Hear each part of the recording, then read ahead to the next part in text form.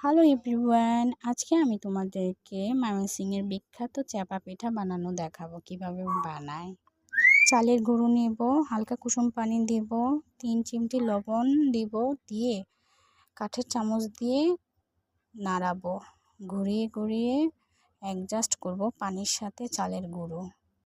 এভাবে করে আস্তে আস্তে ঘোরাতে থাকবো ভালো করে।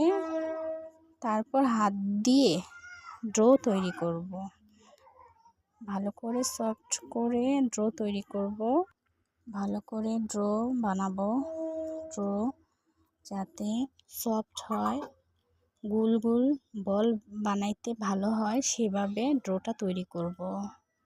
একটু ড্রো হাতে নেব, হাতে নিয়ে বলের মতো তৈরি করব, ঘোরাবো চারপাশে, একটু মাঝখানে ফুটো করব, ঘোরাবো।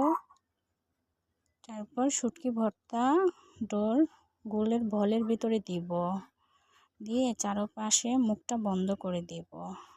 আবার এই ডোটা আবার ঘোরাবো, বিস্কিটের মতো হাতের তালুতে চ্যাপটা করে বিস্কিটের মতো বানাবো। এভাবে করে প্রত্যেকটা পিঠা তৈরি করব আমি।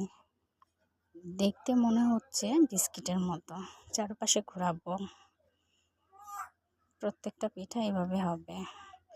তাওয়াতে বসাবো তেল ছাড়া পিঠা। যাদের ডায়াবেটিস আছে তাদের জন্য এই পিঠা ভালো হবে, তারা মিষ্টি খায় না, তাদের জন্য এই পিঠা। আমি এই পিঠাটা খুব পছন্দ করি, আমার খুব ভালো লাগে, আমি লাইক করি এই পিঠা। চারপাশে ঘোরাবো, উল্টায়া দিব যাতে পিঠাটা না পুড়ে যায়। এভাবে করে পিঠা তৈরি করব। এই পিঠার আসল জিনিস হলো ভর্তা। ভর্তাটা কিভাবে তৈরি করব আমরা সেটা বলবো। পরিমাণ মতো পেঁয়াজ, রসুন, শুকনা মরিচ, চাপা শুটকি সিদ্ধ করে নিব, পাটাতে পিষবো বা ব্লেন্ডারে করব।